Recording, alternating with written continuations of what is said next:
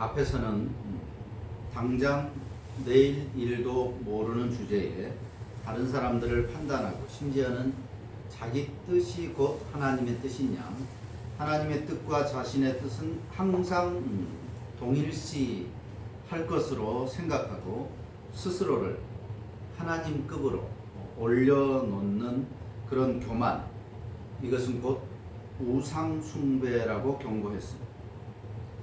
신앙 연륜이 얼마나 되든지, 성경 지식이 얼마나 대단하든지 모든 신자는 누구를 막론하고 율법, 말씀의 준행자인 것이지, 말씀을 가지고 누구를 판단하고 재판하는 자가 될 수 없다는 것을 기억해서 자기 자리를 지키는, 그것을 다른 말로는 겸손이라고 하는데, 그 겸손을 유지해야 한다라고 말씀했습니다. 오늘은 교만한 사람의 대표작격인 부자들에 대한 경고의 말씀입니다. 모든 종교는 권력이든 재물이든 가진 자들에 대해서 관대하다 못해 추앙하는 경향이 있습니다. 그들이 신의 특별한 복을 받아서 그렇게 되었다고 생각하기 때문입니다. 신이 복을 받아서, 바꾸어서 얘기하면 그들이 좋은 신앙을 가졌기 때문에 신의 복을 받아서 권력을 가지게 됐고 명예를 얻었고 재물을 가지게 되었다라고 생각합니다. 신앙이 좋으면 복을 받고 그 복은 곧 물질이다. 바꾸어 얘기하면 물질이 많다, 권력이 있다라고 하는 것은 신으로부터 복을 받은 것이고, 신으로부터 복을 받은 것은 그 사람의 신앙이 좋기 때문이다 라고 하는 그런 1차원적인 사고를 가졌기 때문입니다. 문제는 기독교 신자도 별반 다르지 않다라고 하는 것입니다. 이 1차원적인 사고에서. 자, 그런데 교회 밖에, 즉 비신자로서 가진 자와 신앙 공동체 교회 내의 가진 자에 대한 판단에 온도차가 있다라고 하는 것입니다. 똑같이 가진 자인데 교회 바깥에 하나님을 믿지 않는 사람들에 대한 마음과 교회 안에 부자인 사람들을 보는 대하는 그 마음의 온도차가 조금 다르다라고 하는 것인데, 불신자는 아무리 잘 나가고 설사 재벌이라 할지라도 어차피 하나님을 믿지 않는 그 사람은 결국에 언젠가 심판을 받아서 지옥 멸망에 떨어질 것이기 때문에 다소 위안이 된다는 것입니다. 부럽기는 하지만, 그러나 저 사람은 지옥 갈 사람이기 때문에, 결국 죽으면 하나님의 심판을 받을 사람이기 때문에 부럽지만 그렇게 또 부럽지 않은 그런 마음을 어느 정도 가지고 있다고 한다면, 같은 신앙 안에, 즉 같은 교회 안에 있는 권력자 또는 부자는 그야말로 진심 부러움의 대상이 된다는 것입니다. 그 사람들은 지옥 갈 사람들이 아니라고 생각하기 때문이죠.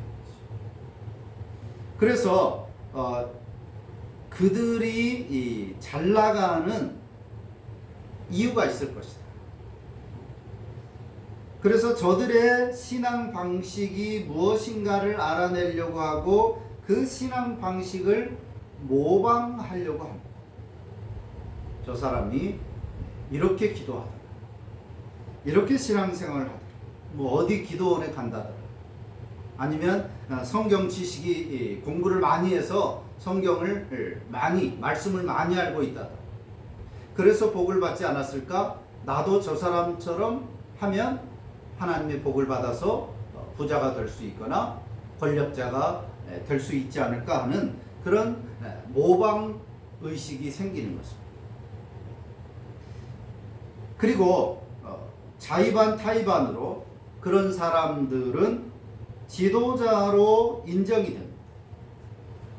당연히 하나님의 복 받아서 부자고, 하나님의 복 받아서, 즉 신앙이 좋아서 권력을 가지고 세상적으로도 잘 나가고 하는 사람이기 때문에 교회 안에서도 마땅히 지도자가 되어야 한다라고 사람들은 생각을 하고 본인도 그렇게 생각을 하면서 교회 안에 지도자가 되고 지도자니까 가르치기도 하고 또 누군가의 신앙을 판단합니다.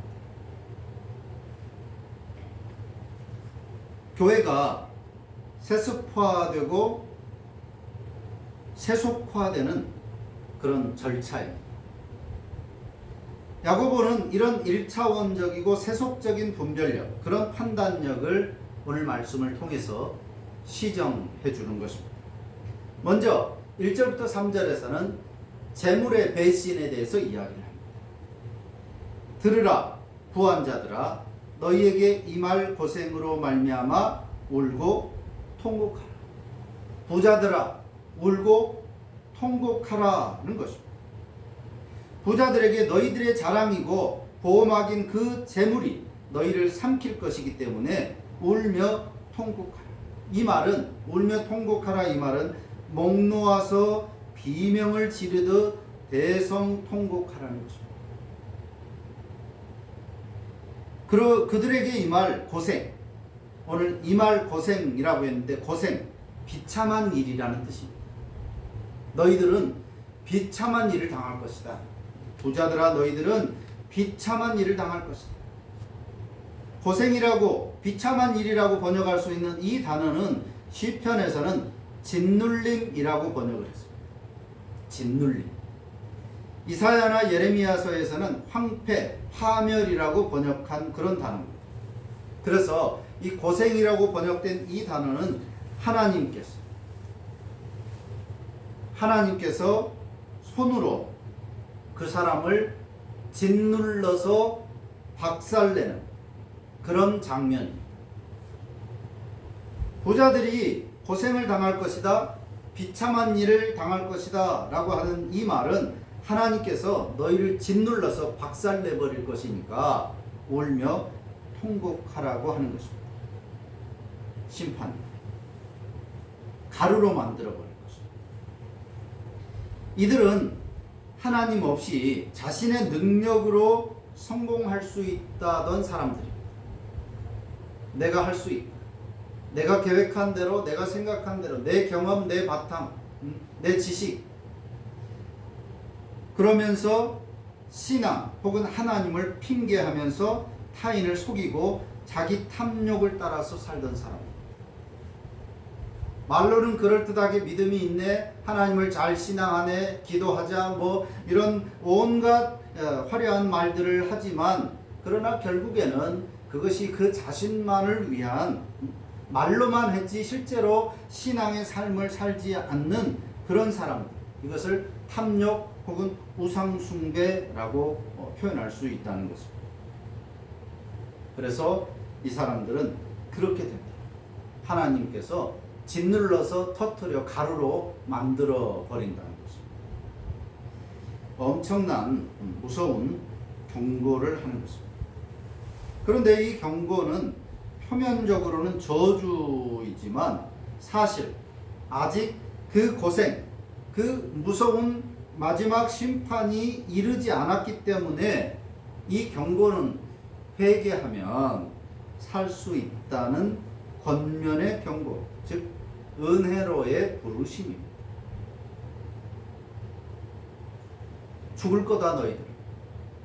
근데 보통 죽는 것이 아니라 하나님에 의해서 짓눌려서 박살나는 그런 심판을 받을 것이다 라는 저주의 표현을 썼지만 사실은 회개하라. 그러니까 울며 통곡하자.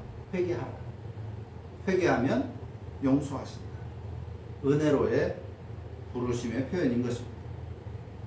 2절과 3절에서는 그들이 왜 대성통곡을 해야 하는지를 상세히 말해주고 있는데, 재물, 이건 땅이나 그 땅에서 얻어내는 곡식들을 말하는데, 또 사치스러운 옷, 또 금과 은, 이 세 가지는 고대 사회에서는 재물을 저장하는 수단이었습니다. 이것이 많으면 곧 부자라고 평가를 받는데, 이 부자를 향해서 재물도 있고 옷도 있고 금과 은도 있다. 굉장히 잘 사는 그런 부자입니다. 그런데 야고보는 너희들의 그것들이 다 망가졌다라고 말합니다. 녹스럽다라고 표현했는데 이 녹이라고 번역된 단어는 로마서 3장 13절에서는 독사의 독이라고 번역된 단어입니다. 독. 녹과 독은 원문에서 같은 단어입니다. 그래서 문장을 보면 이게 독인지 녹인지 구분이 되는 것인데 어쨌든 독과 녹은 같은 단어를 쓰고 있습니다. 해를 끼치는 독이라는 말. 너희들의 재물이 너희들의 그 가진 것들이 해가 단지 못 쓰게 된 정도가 아니라 해가 되었다, 독이 되었다라고 하는 것입니다. 그들은 그것이 복이라고 생각했습니다. 돈을 많이 가지게 되고 권력을 가지게 되고 명예를 가지게 되고 그것은 신으로부터 복을 받은 것이다 라고 생각하면서 열심히 그것을 모았고 또 그것을 먹었고 그것을 입었습니다. 그래서 자신은 복을 많이 받은 사람이라고 생각했는데 야고보는 말합니다. 너희들은 지금 독을 먹고 있는 것이다. 독을 모으는 것이다. 독을 입고 있는 것이다 라고 하는 것입니다.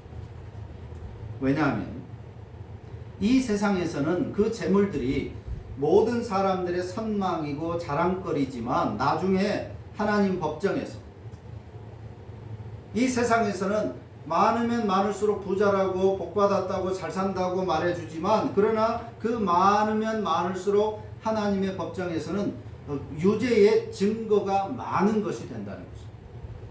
유죄 판결의 증거가 되는 것입니다. 뿐만 아니라 그것들이 그 재물들이 제사를 깎아 먹는다라고 되어 있습니다. 제사를 깎아 먹는 마치 마약과 같은 것입니다.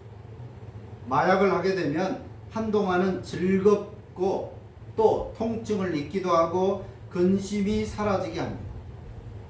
하지만 결국엔 제사를 깎아 먹는 것입니다. 그래서 마약을 자꾸만 하는 것인데 그러나 결국에는 그것이 잠깐의 즐거움, 잠깐의 망각, 잠깐의 환상 이런 것들을 위해서 계속해서 그 마약을 하게 되면 그 자신을 망치듯이 제사를 깎아먹는다. 즉 스스로가 자신을 사형을 집행하는 것입니다. 마약을 하는 사람들은 스스로를 죽이는 것이죠. 셀프 살인인 겁니다. 그처럼 이 재물들이 모든 사람들이 선망하고 자랑거리고 또 그 자신도 그것이 신의 축복이라고 생각하고 있었는데 사실은 그것이 자신을 죽이는 것이 된다는 것입니다. 재물이 보물이 아니라 스스로를 비참하게 멸망시키는 것이라는 그 실체를 야고보는 말하고 있는 것입니다. 너희들은 지금 잘못 알고 있는 거다. 잘못 보고 있는 것이다. 그 재물의 실체가 무엇인가를 알고 대성통곡하며 울라는 것입니다. 회개하라고. 이 말씀의 본질적인 의미는 재물이나 부자 그 자체에 있지 않습니다. 지금 야고보는 부자가 어떻고 재물이 어떻고를 말하고 있는 것이 아니라 어떤 말로 그런 것들을 포장하든지 간에 그들이 그것을 의지하고 그것으로 자신의 어떤 자존감을 생각하고 그것으로 자신의 가치를 평가하고 하는 그런 재물은 그런 재물을 의지하는 그 마음이 문제라고 하는 것을 지금 이야기하고 싶은 것입니다. 너의 마음이 어디 있느냐 하는 것. 그들의 신은 재물이었다고 하는 것입니다. 그것을 가장 우선적으로 그들은 의지했고 자신들의 생각이나 말과는 달리 실상은 우상을 숭배하고 있었던 것입니다. 물질을 숭배하는 만몬 숭배자들이었다라고 하는 것입니다. 말로는 믿음이 있네, 하나님의 말씀이 어떻고 신앙생활은 이렇게 해야 되네, 온갖 잘난 체하고 또 남들을 가르치게 또 남들을 판단하게 하는 그런 위치에 서 있다고 스스로, 그래서 자신은 괜찮은 신앙인이라고 생각을 했지만, 그러나 그 실체를 알고 보면 그들은 자기 자신을 숭배하는, 물질을 숭배하는 우상 숭배자에 불과했던 것입니다. 예수님께서도 누가복음 16장 이하에서 재물과 하나님 두 주인을 섬길 수 없다라고 하셨습니다. 재물이, 생명이 없는 재물이 실제로 신이 된다든지 또 그것을 미워해야 된다든지 하는 그런 말이 아닙니다. 예수님이 지적하신 것은 그 재물에 대한 마음입니다. 마음. 어디에 가장 마음이 쏠리고 있느냐 라고 하는 것입니다. 사용해야 되는 것을 사용하지 못하고 그것에 사용을 당하고 있는 것입니다. 재물이라고 하는 것은 이 땅을 살아가기 위해서 필요한 사용하는 그런 것에 불과한 것입니다. 그런데 그것을 사용하는 도구로가 아니라 그것을 위해서 마치 살아가는 것처럼, 또 그것을 통해서 자신의 어떤 가치를 평가하고 다른 사람을 판단하는, 물질이 중심이 되고 있는 것, 물질의 노예가 되었기 때문에 이것은 곧 우상 숭배라고 하는 것입니다. 그래서 예수님께서는 재물과 하나님을 겸하여 섬길 수 없다. 교묘하게 재물을 가지고 하나님을 위해서 살면 되지 않겠느냐라고 말을 하지만, 실상을 알고 보면 하나님을 이용해서 재물을 축적하고자 하는 사람들이 너무나도 많이 있는 것입니다. 이 두 개는 같이 놓고 생각할 수 없다는 것이죠. 야고보 역시도 재물 그 자체를 문제 삼는 것이 아닙니다. 재물은 다 죄악시해야 된다, 재물을 모으면 안 된다, 부자가 되면 안 된다, 물질은 죄다, 그런 것을 말하고자 하는 것이 아니라 마음, 너희의 마음이 어디에 집중되고 또 모든 마음의 중심이 어디에 있느냐, 또 그것을 어떻게 사용하느냐, 마음과 사용에 대해서 말하고 있는 것입니다. 재물에 우선적으로 마음이 향해 있고 또 그것을 사용할 때도 자신만을 위해서 사용한다라고 한다면 그것은 그 자신을 섬기는, 하나님이 아니라 자기 자신을 섬기는 하나님과 원수된 우상 숭배자임을 지적하고 있는 것입니다. 결국 우상 숭배자라는 것입니다. 물질을 섬기는 것은 돈을 조금 더 좋아하는, 돈의 가치를 조금 더 아는 사람이 아니라 그것은 우상 숭배자, 하나님과 대척점에 있는 그런 존재라고 하는 것입니다. 물질의 배신, 물질이 하나님으로부터 복을 받은 증거고, 물질이 좋은 신앙을 가졌다는 것이고, 물질이 많으면 좋은 것이다. 또 세상에서는 모든 사람들이 그것을 추앙에 맞지 않지만, 그러나 결국 하나님 앞에 섰을 때 그 물질이 배신을 한다는 것입니다. 그 물질이 내가 얼마나 큰 죄인인가를 말해주는 증거가 되고, 그 물질이 결국 내 영혼을 망치는 그런 집행자가 된다라고 하는 것입니다. 물질은 배신자가 된다. 이것이 1절로 3절에서 말씀하고 있는 것입니다. 두 번째로 4절부터 6절에서는 일꾼들의 울부짖음에 대해서 말하고 있습니다. 왜 부자들이 그렇게 짓눌려서 부서지고 박살나는 비참한 사람들이 될 것인지를 더 낱낱이 밝히고 있습니다. 고대의 노동자들은 대부분이 보통 하루 벌어서 하루 먹고 사는 사람들이 대부분이었습니다. 그래서 당일 품삯을 받지 못하면 그날은 식구들이 다 굶게 됩니다.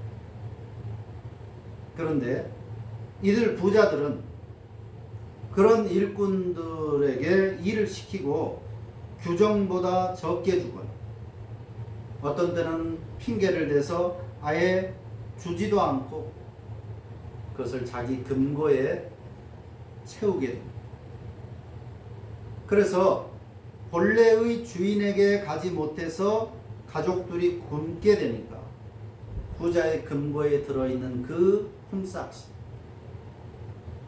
실제로는 그럴 수 없겠지만 소리를 지른다는 것이죠. 통곡한다는 것이죠. 내가 저 사람이 갔어야 되는 것인데, 그래야 저 사람들의 가족들이 오늘 양식을 먹고 하루를 지낼 수 있을 텐데 라고 하는 그 안타까운 마음, 그 마음을 지금 품삯이 소리 지른다고 표현하고 있습니다. 추수한 자의, 즉 일꾼의 우는 소리가 듭니다. 그것을 가지고 가야 되는데, 가지고 가야 어린 자식들에게 그나마 먹을 것을, 싸구려에 불과하겠지만 그걸 줄 수 있는데 아이들이 굶을 텐데 하는 그런 안타까운 마음이 포함된 것입니다.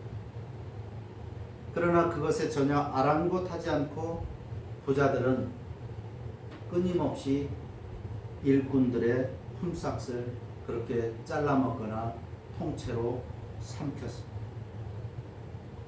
그렇게 모은 돈을 어떻게 썼는지를 5절은 말하고 있습니다. 고급 옷을 샀다.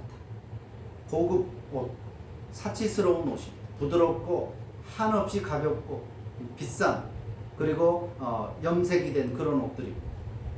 그 당시는 옷을 가지고 사람의 신분을 판단할 수 있는 그런 시대였는데, 그런 고급 옷을 사,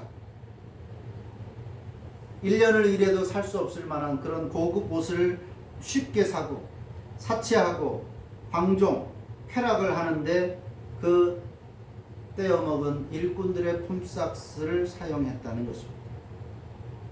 자신들에게는 겨우 잠깐의 기분 전환이나 하룻밤 즐기는 여흥 정도밖에 아니었지만 어떤 노동자들과 그 가족들에게는 생명과 같은 품삯이었습니다. 몇십 혹은 몇백만 원이 없어서 누군가는 죽어가거나 심지어 범죄도 저지르는데, 이 부자들은 하룻밤 술값으로 몇백만 원, 몇천만 원을 그렇게 뿌려드는 것입니다. 그야말로 개같이 벌어서 개보다 더 못하게 그들은 돈을 사용합니다. 가난한 노동자 가족들의 목숨값으로 사치하고 방종하며 마음을 살찌게 했다. 마음을 살찌웠다. 우리는 일반적으로 이 마음을 살찌게 한다, 좋은 뜻으로 사용하는 말인데, 독서는 마음을 살찌게 한다, 뭐 이렇게 사용하는 말인데, 이 마음을 살찌게 한다, 이 말은 오늘 본문에서는 인간의 죄성을 잘 드러내는 표현입니다. 찢어지게 가난한 노동자들의 목숨값으로 사치하고 쾌락을 즐기고 허비했습니다. 근데도 돈이 많이 남아있습니다.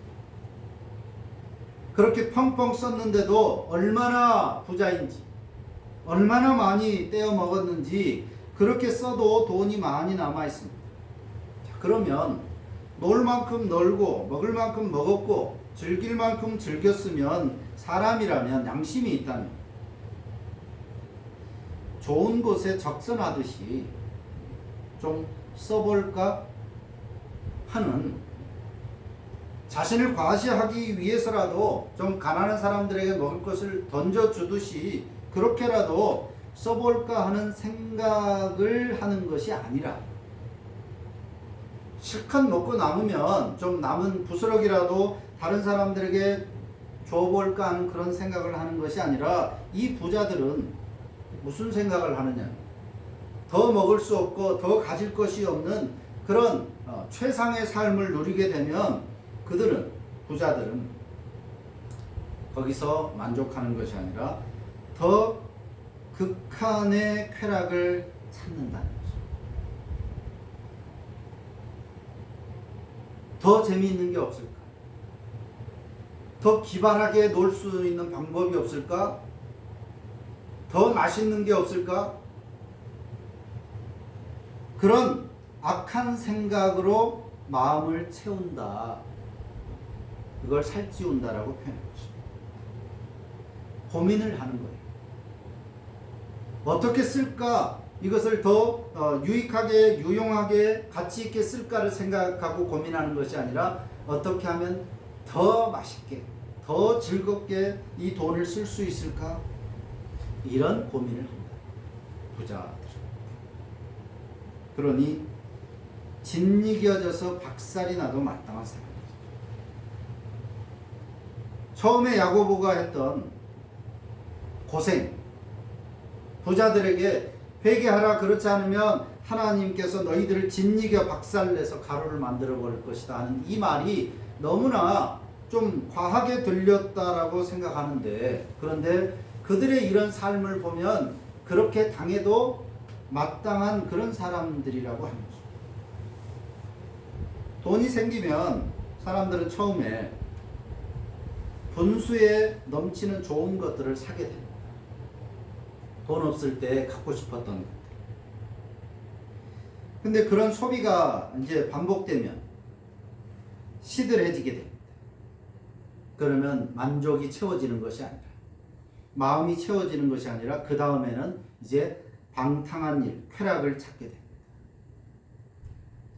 그마저 시들해지면 실컷 즐겼으니까 좀 이제 사람들에게 존경받고 의미 있게, 가치 있게 이런 것들을 쓰면서 살아볼까라고 생각하는 것이 아니라, 계속해서 자신의 마음과 육신을 즐겁게 할 것을 찾는 그런 고민으로 마음을 채워간다는 거예요.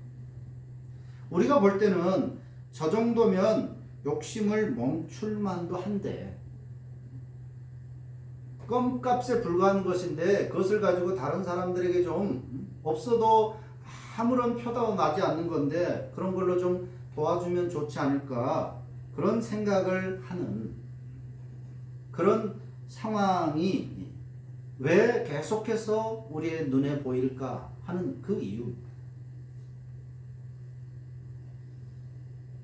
탐욕은 unlimited, 제한이 없어요. 욕심은 끝이 없다. 그들은 살육의 날에 그 마음을 살찌게 했습니다.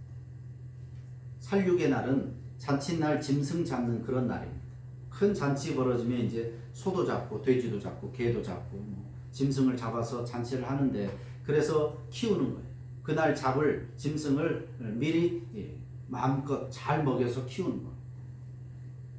그처럼 이들은 그 스스로가 살육의 날 잡을 짐승처럼 자기 자신이 죽을 짐승이 될 줄로 모르고 자기를 그렇게 살찌우게 하고 있는 것입니다.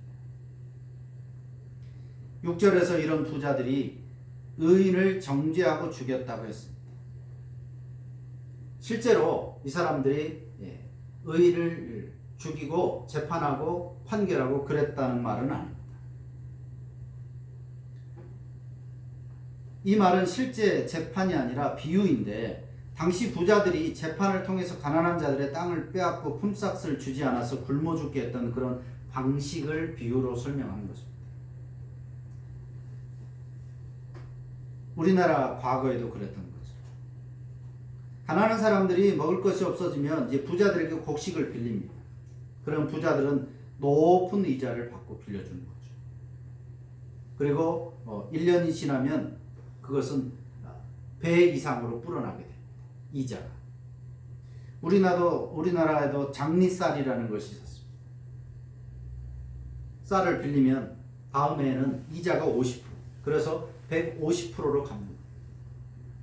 그러니까 가난을 면할 수가 없는 겁니다. 심지어 그마저도 못하게 되면 그 땅, 손바닥만한 땅도 뺏기게 됩니다. 합법적으로. 갚지 못했으니까. 빌린 원금, 심지어 이자도 못 갚았으니까 그 조상 대대로 물려받은 땅을 뺏길 수밖에 없는 것이죠. 합법적. 부자들은 그렇게 자신의 부를 늘렸던 것입니다. 그것은 곧 그 사람을 죽인 것입니다. 합법적이었지만 땅을 뺏긴 그 사람은 평생을 가난하게 살아야 되고, 심지어는 굶어 죽는 일도 그래서 고대 사회에서는 많이 있었습니다. 야고보는 그런데 의인이라는 표현을 씁니다. 교회 내의 그 약자들, 가난한 사람들을 의인이라고 했습니다. 부자라고 해서 다 악인이 아니듯이 가난하다고 해서 곧 의인인 것도 아닙니다. 그런데 야고보는 가난한 교회 안에 가난한 사람을 의인이라고 불렀습니다. 지금 야고보가 말하는 부자나 가난한 사람은 다 지금 교회 안에 있는 사람. 야고보가 세상을 향하여 외친 것이 아니라 이 부자들아 울며 통곡하라고 했을 때 그 부자들은 교회 안에 있는 사람들이에요. 가난한 사람도 마찬가지. 지금 교인들에게 말하는 거예요. 그 교인들에게 말하는 것인데 당시에 종교를 바꾸는 것은, 즉 기독교인이 된다고 하는 것은 지역사회에서, 직장에서 퇴출당한다는 그런 뜻이었어요. 가문에서도 퇴출당한다. 그러면 그 가문의 일원으로서 누릴 수 있는 모든 것들을 다 빼앗기는 겁니다. 하루아침에 카드도 뺏기고 집도 뺏기고 달랑 맨몸으로 쫓아내는 거예요. 우리 가문의 종교를 버린다면 그렇게 다 쫓겨나는 것입니다. 심지어는 그런 연합이 형성되어 있는 지역에서는 직장도 쉽게 가질 수 없는 천한 일을 해야만 되었습니다. 가난할 수밖에 없는 거죠. 그렇다면 교회 안에 의인이라고 불리는 가난한 이들은 본래적으로 가난했던 사람도 있었겠지만 신앙 때문에, 믿음 때문에 자처하여 가난하게 된 사람들을 의인이라고 말하고 있는 거죠. 그 사람들이 선하게 착하게 살아서 의인이 아니라 여기서 의인이라고 하는 것은 신앙 때문에 모든 권리를 포기했던, 그래서 명예도 잃고 권력도 잃고 가난하게 된 바로 그런 사람들이기 때문에 바로 그들을 의인이라고 표현을 한 것입니다. 사실상 시대를 막론하고 세상의 구조는 올바른 신앙으로 부자 되기가 쉽지 않습니다. 야고보 당시는 말할 것도 없이 그랬습니다. 그럼에도 이 신흥 종교, 기독교에 대해서 부자들도 권력자들도 호감을 가졌습니다. 야, 저거 괜찮아 보이는 종교다. 왜냐하면 그들도 온갖 종교를 다 섭렵했었기 때문에, 로마는 모든 종교를 다 포용하는 나라였기 때문에 이 여기저기 모든 종교들을 다 그들은 다 경험을 했을 것입니다. 그러다가 아주 흥미로운 종교를 만난 것입니다. 기독교라고 하는. 그래서 부자들도 권력을 가지고 있었던 사람들도 기독교에 많이 들어왔습니다. 딱히 투철한 신앙심을 가져서가 아니었습니다. 물론 그런 사람들도 있었겠죠. 그러니까 교회 안에 있다고 해서 모두가 신앙이 좋은 사람들만 아니었습니다. 어쨌든 그래서 교회 안에는 부자도 있었습니다. 멋진 화려한 옷을 입고 오는 사람도 있었습니다. 가난한 사람도 물론 많았습니다. 그렇다고 해서 이 교회 지도자들이, 또 가난한 사람들, 신앙이 좋은 사람들이 좋은 올바른 신앙을 아직 가지지 않았기 때문에 저 부자들을 쫓아내야 된다라든지, 이 그리스도의 사랑으로 너희 재산을 다 같이 공평하게 나누자라고 공산주의처럼 그렇게 단시일 내에 체제를 뒤집으려고도 하지 않았습니다. 다 포용했습니다. 그래서 당시 교회 안에는 부자나 가난한 자가 함께 존재할 수 있었던 것입니다. 누가복음 16장에 나오는 거죠. 부자와 나사로, 거지 나사로의 비유처럼 부자도 그런 거지 나사로 같은 사람들도 한 교회의 공동체의 일원일 수 있었습니다. 그럼에도 강력하게 또 극단적으로 그들을 쫓아내고 한 것이 아니라 말씀을 통해서 변화되면 서로 그런 재산도 기부하고 헌금도 많이 하고 하면서 그런 신앙으로 발전되기를 그들은 기대하면서 그렇게 한 교회 안에 존재했었던 것입니다. 그래서 교회 내의 부자의 잘못은 부유하다는 것이 아니었습니다. 부자기 때문에 빨리 다 공평하게 다 나눠서 가지지 않았다. 그것이 죄가 되는 것이 아니었습니다. 부자의 잘못은 교회 공동체 내의 고통받는 나사로와 같은 신자들을 보고도 주님의 마음으로 불쌍하게 여기지 않았다는 거예요. 다 나누어서 같이 먹고 사는 것은 고사하고 그들에게 부스럭이라도 떼어주는 그런 마음조차도 갖지 않고 말만 하세요. 말만. 우리가 야고보서 앞에서 본 것처럼 기도합시다. 은혜 받기를 바랍니다. 말로만 허망한 믿음을 그들은 가지고 있었어요. 자신은 최고급 옷. 그리고 실제로 이 사람들은 잔치를 하면서 어느 만큼 먹으면 배불러서 더 이상 못 먹으면 뒤뜰에 가서 손가락을 집어넣어서 토하기를 반복하면서 그렇게 밤새도록 먹어댔다고 합니다. 그럼에도 육체적 쾌락을 그렇게 즐기기 위해서 돈을 쓰면서도 앞에서 본 것처럼 또 더 신박하게 더 재미있게 놀 수 있는 방법이 없을까? 돈 쓸 데 없나? 이런 고민을 하면서도 나누고 베풀 생각을 하지 않은 그 마음이 죄라고 하는 거죠. 명색이 신자라고 하면서 같은 교회 공동체 안에 있으면서도 이들의 죄가 울며 통곡해야 할 만큼 엄중한 것은 자신들이 잘못 살고 있다는 것을 몰랐다고 하는 것입니다. 왜 이럴 수 있었을까? 인간이라면, 사람이라면 부스러기라도 나눠줄 수 있을 텐데 그것도 멀리 있는 사람이 아니라 같은 교회 안에 있는 사람들인데 굶어가고 있는데 그런 어떤 불쌍히 여기는 마음이 왜 나오지 않았을까? 그런 생각을 할 수도 있는데 앞에서 우리가 살펴본 것처럼 이들의 그 신앙적인 생각, 즉 자신들은 복받은 것이고 심지어 자신들의 신앙을 하나님께서 인정하신 은혜의 결과라고 생각했습니다. 반대로 얘기하면 가난한 사람들, 신앙과 결부시켜서 하나님의 은혜를 받지 못한 사람, 복을 받지 못한 사람, 그 말은 곧 그들이 신앙이 없다는 것이죠. 부자들이 생각할 때 그랬다는 거예요. 하나님의 복을 받지 못하고 하나님의 은혜를 받지 못하고 그래서 그렇게 가난하고 힘들게 사는데 내가 누구간데 하나님께서 복 주지 않은 사람에게 내가 복을 주어서 내가 은혜를 베풀어서 그 사람을 편하게 신앙도 없는 사람을 잘 살게 해주면 되겠느냐 이렇게 생각을 합니다. 그러니까 그렇게 사는 것은 그들이 사는 것은 마땅하다라고 생각을 한 거예요. 그러니까 그들을 돕지 않은 것은 하나님의 뜻이라고 생각을 하는 것입니다. 그러면서 그들을 정죄하는 것입니다. 당신이 가난한 것은, 당신이 그렇게 힘든 것은 기도하지 않았기 때문이에요. 신앙이 없기 때문입니다. 더 열심히 신앙생활을 해야 됩니다라고 정죄하는 것입니다. 그래서 그들을 교회 내에서 쫓아내기도 하고 또 그 죄책감을 갖게 하는 것입니다.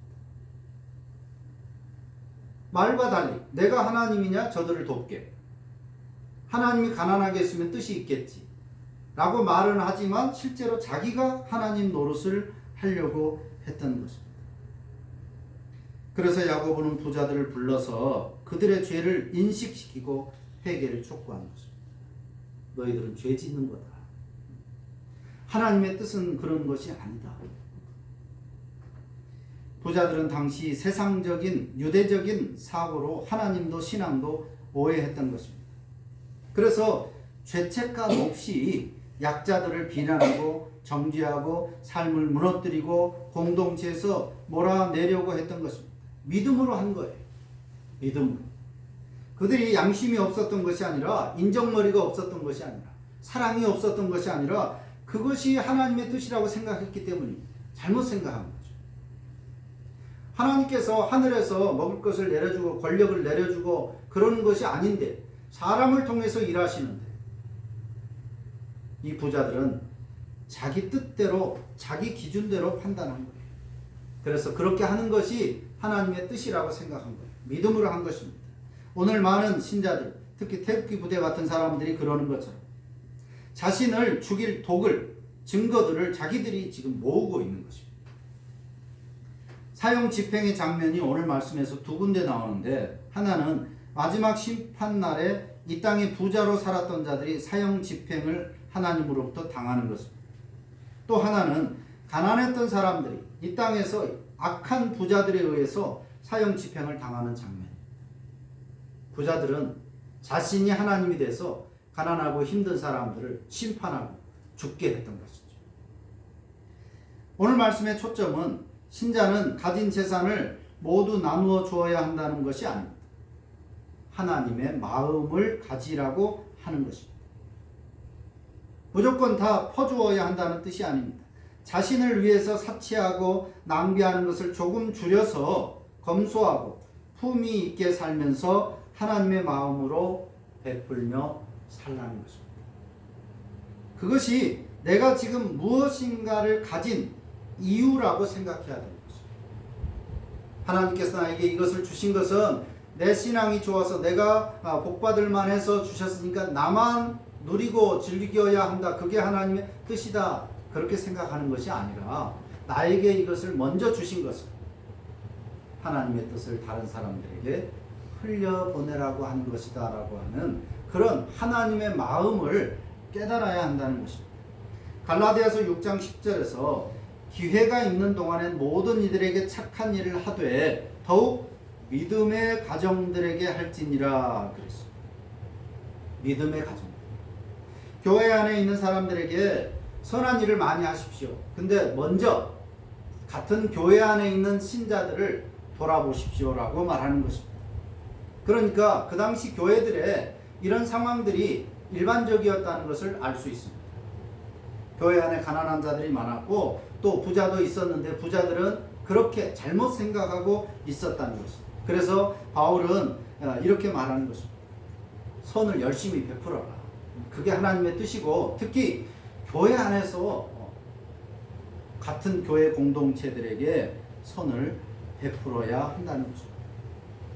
오늘 현대교회도 여전히 같은 상황입니다. 같은 교회 안에 빈부의 격차가 너무나 심하게 나는 것은 올바른 교회의 모습이 아닙니다. 공산주의처럼 이단들처럼 다 받쳐가지고 공평하게 그런 이단도 없지만 교주만 배불리 하지만 그런 식의 공산주의식의 그런 교회도 그렇게 올바른 교회의 모습을 아닙니다. 내가 무엇인가를 다른 사람보다 더 가지고 있다면 그것을 하나님의 마음으로 베풀고 나누는 그런 모습이 교회 안에 특히 오늘 한국 교회들 안에 있어야 하는 것입니다. 기회 있는 동안에 그 기회 있는 동안이 바로 지금인 것이죠. 참된 믿음을 가진 신자는 만약 재벌이나 부자라는 말을 듣지는 못해도 내가 가진 것이 그렇게 넉넉하지 않아도 자신만을 위한 삶에 다 쓰지 않고 야고보에 본 것처럼 하나님의 마음으로 나누고 베풀며 살기를 힘써야 하는 것입니다. 그것이 나중 재물에게 배신당하지 않는 비결. 또한 나를 죽게 하는 독을 빼는 해독의 삶입니다. 재물이, 내 지식이, 내 경험이, 내가 가진 것이 사실상 내 살을 깎아먹는 그런 독이 아니라 그것을 나누고 베풀므로써 밖으로 분출을 합니다. 하나님의 이름으로 하나님의 마음으로 나누고 베풀면 그것은 곧 내게 해독이 됩니다. 내게 쌓이는 독이 아니라 독을 없애는 그런 해독, 진정한 복이고 복의 통로가 되는 삶이라고 하는 것입니다. 오늘 부자들에게 한 이 경고는 사실상 모든 신자들에게 하는 경고의 말씀입니다. 이 말씀 앞에 오늘 우리가 어떻게 살아야 할 것인가를 다시 한번 생각해 봐야 할 것입니다. 기도합니다. 전능하신 하나님